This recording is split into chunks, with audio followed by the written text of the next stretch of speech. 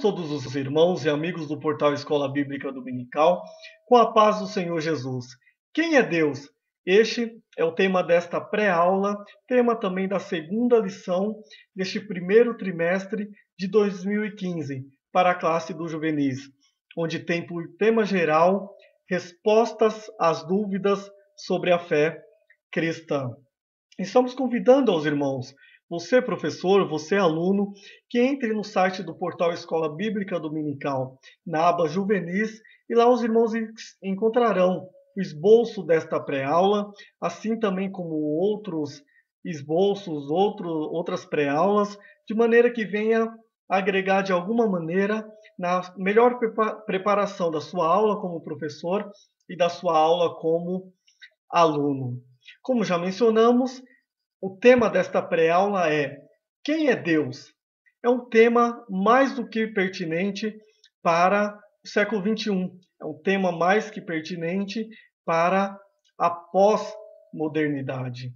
Aliás, o pensador cristão, quando ele foi definir este assunto, ele fez a seguinte citação: o mundo caminha de passos largos para o secularismo ateu. Cresce o número daqueles que não acreditam em Deus e também daqueles que odeiam a Deus. A fé cristã tem sido perseguida em todo o mundo como se fosse uma ameaça à humanidade. Cristãos têm sido presos, torturados e mortos pela sua fé. Outros têm sido escarnecidos nos meios acadêmicos, como se a fé fosse um parentesco de ignorância intelectual. Vivemos em tempo de apostasia à verdade. E realmente, talvez a pergunta que a pós-modernidade, que o homem pós-moderno, ele deixou de fazer foi exatamente esta: quem é Deus? Quem é Deus? O que Deus pensa das minhas decisões? O que Deus pensa da minha ação? O que Deus pensa de mim como homem pós-moderno? Talvez seja exatamente a pergunta desta segunda lição, desse primeiro trimestre de 2015, que o homem pós-moderno ele deixou de fazer.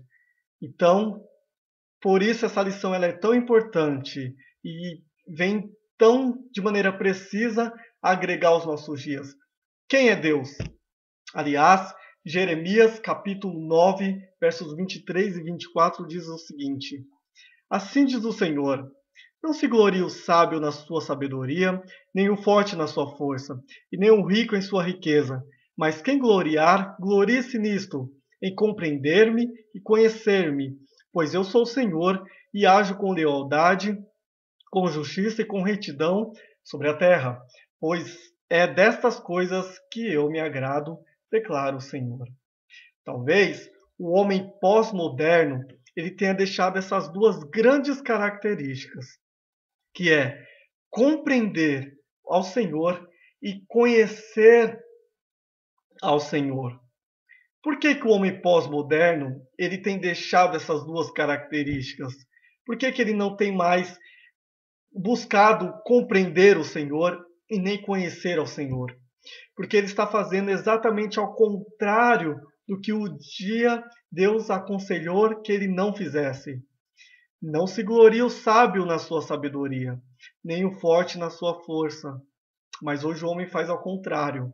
Ele gloria na sua sabedoria, o forte na sua força, o rico na sua riqueza, e a parte de compreender e de conhecer ao Senhor fica, de certa maneira, secularizado. E aí, eu tenho que, de certa maneira, concordar plenamente com o que o pastor norte-americano Paul Washer ele diz.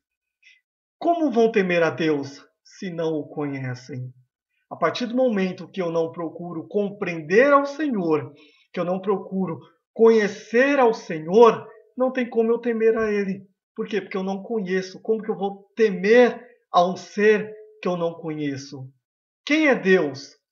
O mundo pós-moderno, o homem pós-moderno está deixando Deus à margem.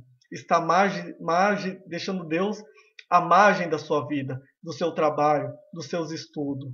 Está marginalizando Deus, como se Deus fosse assunto de religião e que não coubesse no meu mercado de trabalho, como se não coubesse nos meus estudos, como que se não coubesse na minha família. Não, da minha família cuido eu. E Deus é assunto lá dos céus, Deus é assunto de outras dimensões religiosas e não cabe na minha vida. Aliás, por causa disto, o homem tem experimentado a sua notória degradação moral e espiritual. O pós-modernismo, ele marca a informação, ele marca o conhecimento, ele marca o homem chegando ao nível maior de tecnologia, de descobrimento, de ações para aparentemente melhorar a vida de um e de outro, porém, estamos na degradação moral de uma maneira proporcional. E o que é isso? É o ou a falta do conhecimento de Deus.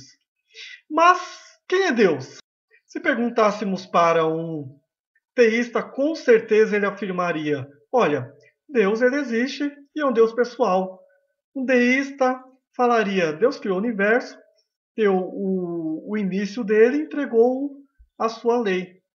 O agnosticismo diria: o conhecimento de Deus não é possível chegar. O homem não consegue chegar ao conhecimento de Deus. O panteísmo afirma: Deus é tudo e tudo é Deus. O ateísmo, dividido em duas classes principais, vai afirmar: Deus não existe.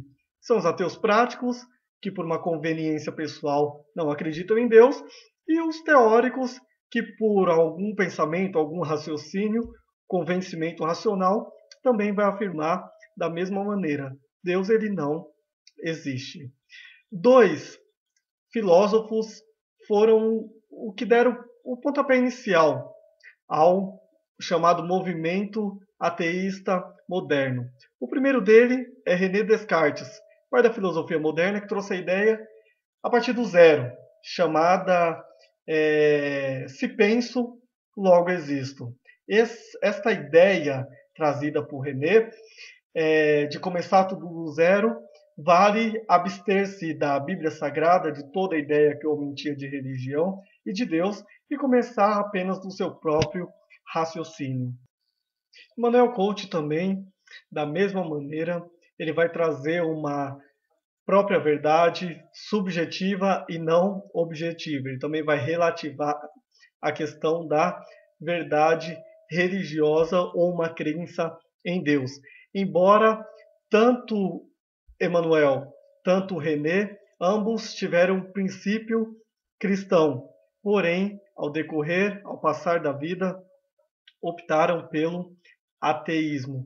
E após os dois, veio aí uma avalanche do chamado movimento moderno ateu. David Hume foi um historiador que defendeu que não pode ter certeza absoluta de nada neste mundo. Darwin é o pai do evolucionismo, como já bem conhecemos, e alternativa radical à doutrina bíblica da criação. Teve um outro filósofo também nesta linha, o Nietzsche, que anunciou a morte filosófica de Deus. E Freud, o pai da psicanálise, pesquisou em vários os sentidos o estudo do ser humano e, como conclusões, pensou em Deus como uma projeção humana e não como uma realidade pessoal do universo. Segundo a filosofia dele, Deus é apenas um sonho do homem. E se realmente os ateus tiverem razão? Se Deus realmente não existir? Em 1979, o escritor russo Dostoiévski publicou uma obra chamada Os Irmãos Karamazov.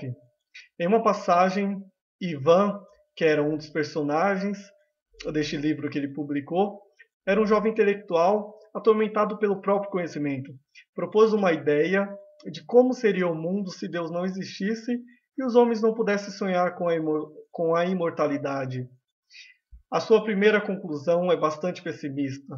Se Deus não existe, Então o princípio da religião, ou os princípios dela, devem ser desconsiderados. O ser humano não sentiria nenhuma obrigação de amar o semelhante. Não seria leis universais.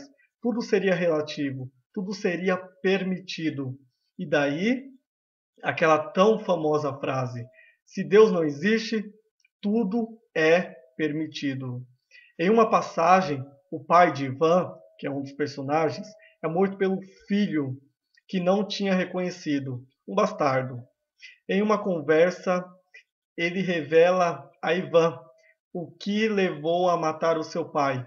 Foi um texto feito pelo próprio Ivan, que escrevera dizendo: se Deus não existe, tudo é permitido. No argumento do assassino, na ausência de um Deus legislador e criador, na ausência de um grande ser moral, um assassino não pode ser visto como cruel. Não haveria nada que pudesse apontá-lo como um monstro. Ivan fica atormentado com essa ideia, pois na sequência do seu raciocínio, e aliás, que é uma ideia de muitos ateus, quando a humanidade renegar a Deus, outro Deus entra em cena, que é o próprio homem. Baseado nessa ideia, Nietzsche construiu a sua filosofia, que é Deus à margem, o Deus secularizado, o Deus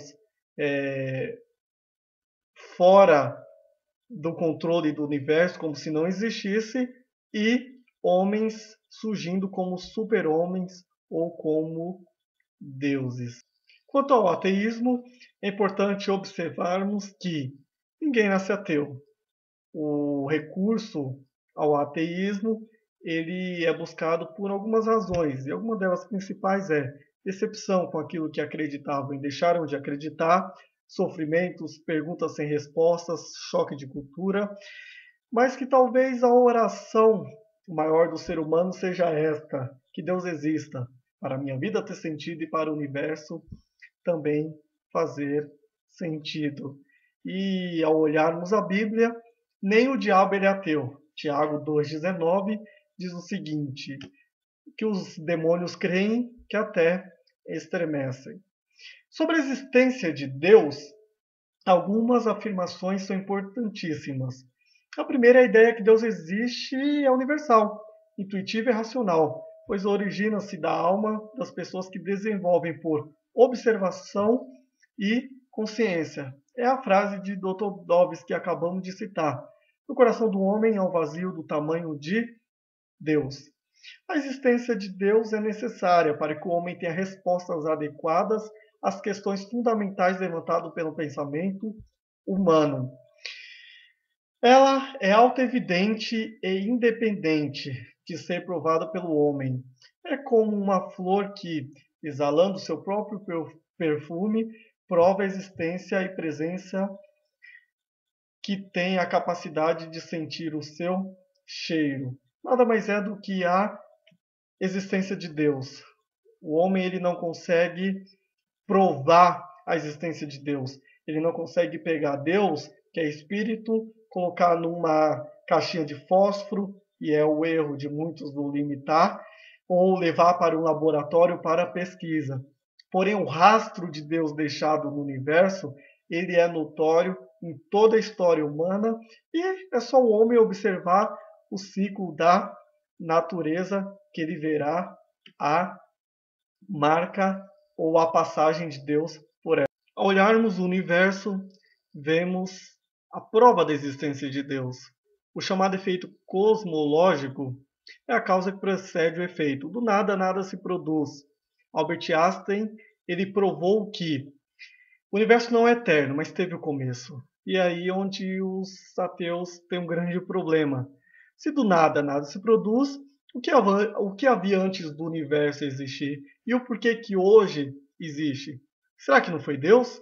Alguém um dia disse: olha, foi alguém que criou um ser que criou o universo. Então, se foi assim, será que esse alguém que criou primeiro, ele não foi Deus? Então, a crença em Deus eterno é necessário para explicar a origem do universo. Mas também tem a questão moral do ser humano.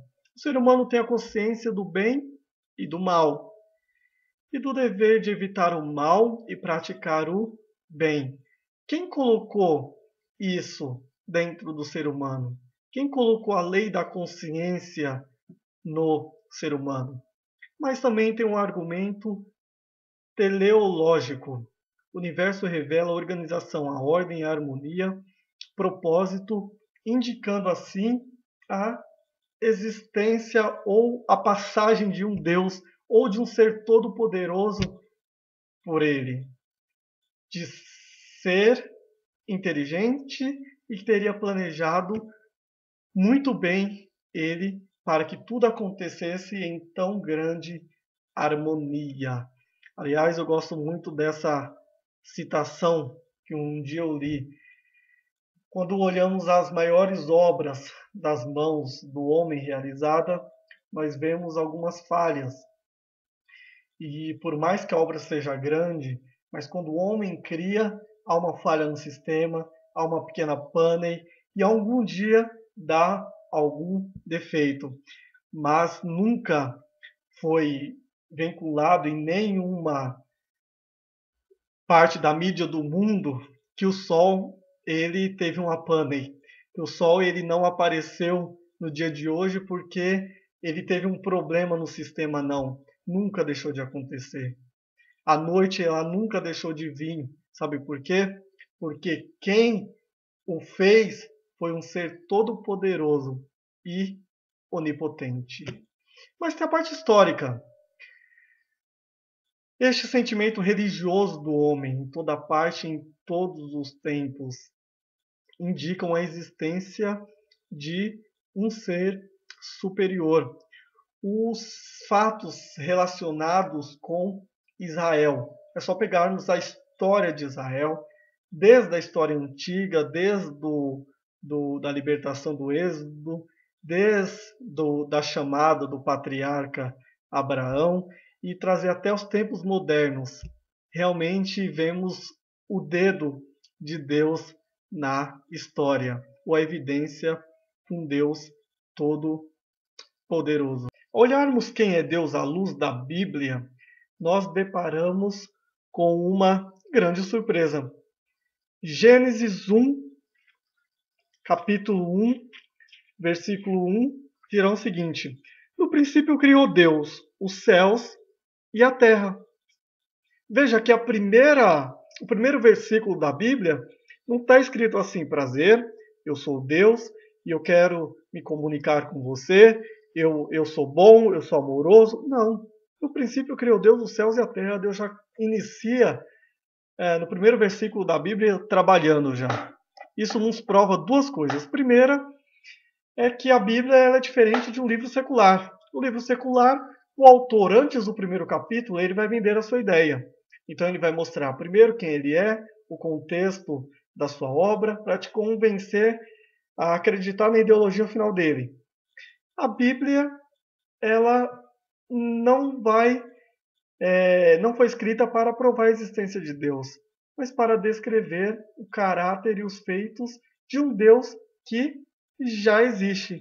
Um Deus que é eterno, que existia antes da linha da história, antes existia na eternidade, antes da Bíblia ser escrita, e existirá quando terminar a linha da história, para sempre. Deus, ele não precisa se apresentar.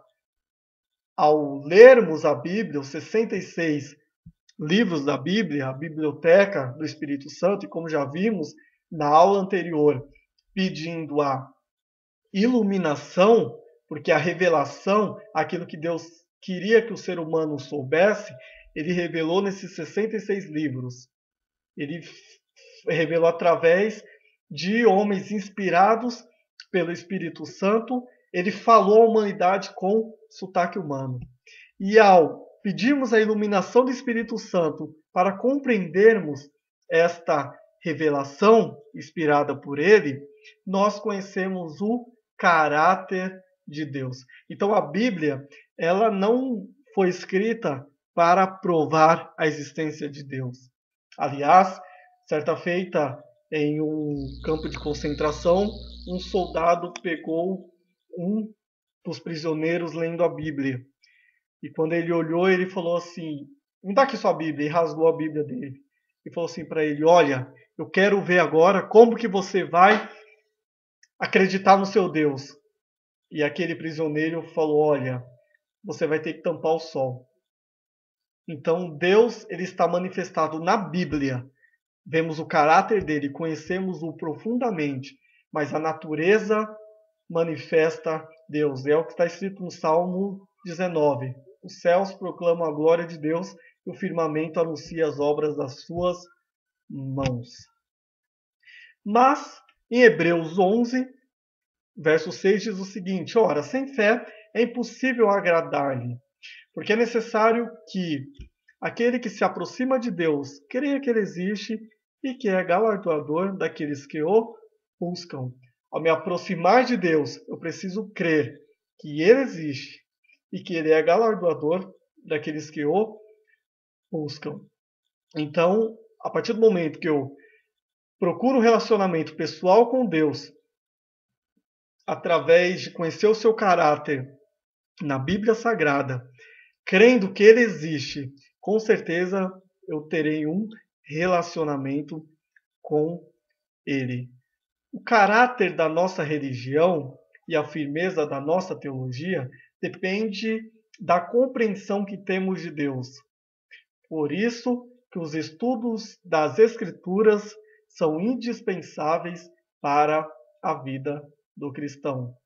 Para eu ter respostas sobre a fé cristã, respostas às dúvidas sobre a fé cristã, para eu ter muito bem fundamentada a doutrina bíblica, que é a que vai gerar bons costumes, como já falamos na abordagem do trimestre, nós precisamos conhecer o caráter de Deus, conhecer a Bíblia, ter um relacionamento pessoal com Deus. E o relacionamento pessoal, e a partir do momento que eu busco conhecê-lo, eu vou ter a minha firmeza doutrinária e a minha firmeza teológica muito bem resolvida. Sobre Deus, Deuteronômio capítulo 6, verso 4. Ouve Israel, o Senhor nosso Deus é o único Senhor. E isso para nós nos revela algo interessantíssimo. Para Israel, esse é o versículo, a confissão de fé, é o chamado Shema da lei. As palavras mais importantes da lei e que é relembrada todos os dias aos ortodoxos. Para eu saber quem é Deus, eu preciso entender que Ele é único, que não há outro Deus. Deus, Ele é o único, não há outro Deus. Deuses, com D minúsculo, são feitos por mãos humanas. E são esses deuses que nos são apresentados todos os dias, como ídolos, como opções para destronar Deus do nosso coração. Deus, ele é soberano Senhor de todo o universo. Ele tem a linha da história nas suas mãos. Ele é grande, poderoso, tem onipotência como seu atributo incomunicável. Porém, ele é um Deus pessoal. Ele é um Deus que habita dentro de um coração quebrantado. É o que diz o profeta Isaías, capítulo 57, verso 15. Porque assim diz o alto e sublime, que habita na eternidade e cujo nome é santo. No alto e no santo lugar habito, e também com contrito e abatido de espírito, para vivificar o espírito dos abatidos e vivificar o coração dos contritos. Deus, ele é transcendente, sem dúvida nenhuma, mas ele habita no coração quebrantado e contrito, através do Espírito Santo. Ele é todo poderoso, mas ele habita em nosso coração. Então não existe essa ideia secularista que Deus ele é assunto de religiões, que Deus é assunto do domingo, não. Deus ele habita através do Espírito Santo em nós, que é o corpo, o templo dele. Deus ele é um Deus tão grande, mas ele é um Deus pessoal. E é por causa disso que vale a pena orar, vale a pena se relacionar com Deus, vale a pena ter experiências com Ele. Primeiro livro de João, capítulo 5, verso 19, dirá que nós somos de Deus e que todo mundo está no maligno. Esse sistema do mundo que está no maligno, jovem e adolescente, é o que vem todos os dias com proposta para você no WhatsApp, no Facebook, proposta pessoal, para destronar Deus do seu coração, para que você não tenha um relacionamento pessoal com Deus. Foi onde já vimos, Deuteronômio 6:4, que Deus ele é o único Senhor do universo e da nossa vida, porque Ele é um Deus pessoal. Já vimos que Ele habita na eternidade, porém dentro do coração quebrantado e contrito. Deus ele é um Deus pessoal. Ele preenche o vazio do nosso coração que só Ele pode preencher. Aliás, o Salmo 115 nos trará uma revelação muito interessante. O Salmo 115 é usado por muitos para mostrar que a questão de imagem e escultura da Igreja Católica é pecado, é isso, mas hoje nós estaremos trazendo uma outra ideia, uma outra abordagem deste Salmo. Salmo 115, a partir do verso 1. Não a nós, Senhor, não a nós, mas ao teu nome dá glória, por amor da tua benignidade e da tua verdade. Porque dirão as nações, onde está o teu Deus? Jovem adolescente, você já ouviu essa pergunta? Aonde está o teu Deus? Que as criancinhas lá da África estão passando fome. Seu Deus não está vendo? Seu Deus é cruel, porque as criancinhas da África estão passando fome. Mas será que Deus tem culpa disso? Será que é Deus que está retendo a comida para que as crianças morram de fome? Aliás, segundo a ONU, 51% de todo o alimento que é produzido no mundo é jogado fora. Será que Deus é culpado ou é a natureza má do homem? E onde está o nosso Deus? A resposta vem no verso 3. O nosso Deus está nos céus e faz tudo o que lhe apraz. Nosso Deus está nos céus, habita na eternidade, cujo nome é santo, como diz Isaías, mas habita no nosso coração. Ele é um Deus pessoal. Verso 4. Os ídolos deles são prata e ouro, obra feitas pelas mãos dos homens. Ídolos, os deuses com D minúsculos, são ídolos feitos por mãos de homens. E são esses ídolos, jovem e adolescente, que ele está tentando colocar, que o mundo, o sistema que jaz do maligno, tenta colocar para substituir Deus no seu coração, para destronar Deus no seu coração. E aí, continua, a partir do verso 5. Tem boca, mas não falam, tem olhos, mas não veem, tem ouvidos, mas não ouvem, tem nariz, mas não cheiram, tem mãos, mas não apalpam, tem pés, mas não andam, nem som algum sai da sua garganta. Se eu destronar Deus do meu coração e substituir por qualquer que seja o ídolo, eu serei muito frustrado. E por que eu serei frustrado? Porque no meu coração só Deus pode preencher o vazio. E aí, se eu substituir Deus por um ídolo, vai acontecer o que está no verso 8. Torne-se semelhante a eles os que os fazem e todos os que neles confiam. Como assim? Um ídolo que tem boca, mas não fala, tem ouvido, mas não ouve, tem pé, mas não andam. Eles são insensíveis. Por quê? Porque é apenas uma imagem. São totalmente insensíveis com as coisas naturais.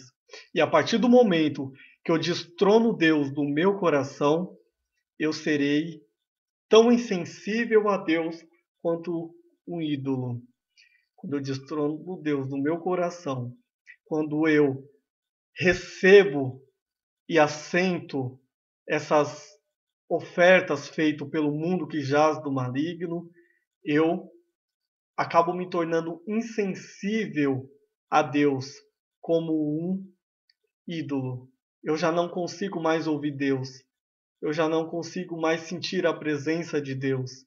Eu já não consigo mais entender, por não conseguir me relacionar, que Deus ele possa ser um Deus pessoal. Mas Deus, ele é o único Senhor e é o nosso Deus pessoal. Para conhecermos a Deus, é interessante compreendermos também os seus atributos. Você sabia que seu Deus tem atributos? Aliás, eu gostaria de fazer uma pergunta. Qual foi a última vez que você teve curiosidade de estudar sobre o seu Deus? Estudar sobre os atributos do seu Deus? Qual foi a última vez que você ouviu uma mensagem, um estudo sobre os atributos de Deus? Nós nos dedicamos a estudar tantas coisas, né? Português, matemática, prestar cursinho, prestar concurso, prestar universidades, cursos técnicos, tantas coisas. Precisamos conhecer e entender para crescermos. E por que não estudarmos e entendermos os atributos do nosso Deus? Não sei se você já teve essa curiosidade de querer saber um pouco mais do Deus que você serve, o Deus que você professa, a fé. Os atributos de Deus são divididos em duas categorias principais. Primeira, são os atributos naturais e atributos morais. De uma maneira mais didática, os atributos naturais de Deus envolvem a sua essência, eternidade e imutabilidade. Os atributos morais são a sua vontade, santidade e justiça. Te convido a entender um pouco mais os atributos de Deus. Esse não é o foco principal da pré-aula, mas procura saber mais sobre os atributos de Deus. Os comunicáveis e os incomunicáveis são os próximos que a gente vai mencionar. Os comunicáveis e incomunicáveis, os comunicáveis são aquilo que Deus ele compartilhou com a sua criação, com o homem, e os incomunicáveis são aqueles que lhe são peculiar. Se dedile a conhecer mais o seu Deus, os atributos comunicáveis, os atributos incomunicáveis. E não só, procure se aprofundar no Deus que você serve e que professa a fé. Deus ele também se revela. E uma das maneiras de Deus se revelar é através da natureza. Em Romanos capítulo 1, verso 20, vemos, e em Salmos 19:1 também. Os céus declaram a glória de Deus e o firmamento anuncia a obra das tuas mãos. Através da Bíblia, Deus se revela. É onde já mencionamos que ele revela o seu caráter. E em Jesus, que foi a imagem expressa da revelação de Deus. A última fala de Deus à humanidade foi em Cristo. Foi a última revelação de Deus. Cristo é o ponto central da história e das Escrituras. O Evangelho de João 5,39 diz: examinai as Escrituras, porque julgaste nela a vida eterna, mas ela de mim testifica. Jesus falando que as Escrituras testificavam dele. Se fôssemos dividir a Bíblia em dois, seria o Velho Testamento, ele vem. O Novo Testamento, ele veio e voltará. Cristo é o personagem principal das Escrituras. E Hebreus, capítulo 1, do 1 ao 3, vai mostrar que em Jesus Deus se revela perfeitamente. Crer também é pensar. Como já vimos no esboço da introdução do trimestre, e convidamos os irmãos para que vá no site do Portal Escola Bíblica Dominical e veja esse esboço, definimos que a fé cristã, a fé em Deus, ela é uma fé racional. Ela não é uma fé que é um salto no escuro, muito pelo contrário. Se fosse uma fé irracional, seria fideísmo e não seria fé. A nossa fé é muito bem fundamentada, está canalizada em Deus. E é o segundo ponto que queremos abordar nesse tópico. O que crer também é pensar. É que a nossa fé ela é teocêntrica. A nossa fé não é canalizada em nenhum outro lugar. É canalizada direto no Deus pessoal, no Deus único, onde já falamos. E o porquê de tudo isso? Para conhecermos quem é Deus, precisamos pensar. Deus, e aliás, é o que distingue os homens dos outros animais, dos outros seres. O homem é um ser pensante, é racional. O homem racionaliza as suas ações. E pelo menos era para ser assim, né? Era racionalizar as suas ações. E quando o homem racionaliza as suas ações, ele consegue ver Deus na natureza, ele, através da iluminação, vê Deus nas Escrituras, vê Deus através de Cristo pelo seu ministério terreno e pelo seu relacionamento com Ele. O doutor Augustus Nicodemos Lopes, ele tem uma frase que eu acho espetacular. Jesus morreu para tirar o seu pecado e não a sua inteligência. Jesus não morreu para tirar o, a nossa inteligência. Ele morreu para tirar o nosso pecado. E a nossa inteligência, através desse atributo comunicável de Deus, que é a inteligência, o homem é capaz de criar, o homem é capaz de desenvolver, o homem é capaz de fazer coisas magníficas, inclusive mostrar aos outros o tamanho do Deus que serve e mostrar, ver Deus em toda a sua criação.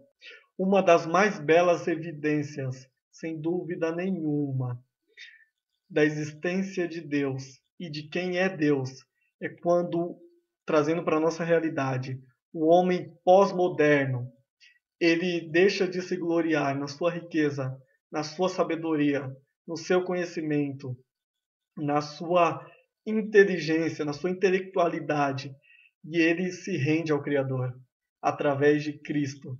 Ele entrega a sua vida a Jesus, que é o caminho e não um caminho. Ele é a verdade e não uma verdade. E ele é a vida. E aí ele vai ganhar uma nova vida, ele vai ser regenerado. A regeneração é uma das evidências mais bonitas da existência de Deus, onde o homem vai ser uma nova criatura e onde ele vai desfrutar de uma paz plena, a paz que vem do hebraico shalom, uma paz plena, completa, paz essa que só Deus pode dar. Quem é Deus? Pergunte à Bíblia Sagrada, peça a iluminação do Espírito Santo e comece a estudar o caráter dele. Quem é Deus? Estude a criação feita por ele. Quem é Deus? Busque um relacionamento pessoal com ele todos os dias.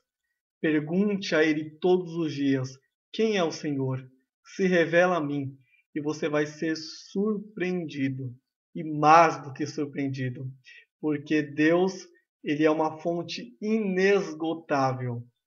Você vai passar a sua vida inteira e não vai conseguir conhecê-lo na sua plenitude. Deus terá muito a se revelar a você. Leia a sua palavra, peça a iluminação do Espírito Santo e busque um relacionamento pessoal, que com certeza você será surpreendido com a revelação de Deus, de quem é Ele. E por que Deus nos criou? É um assunto que estaremos discutindo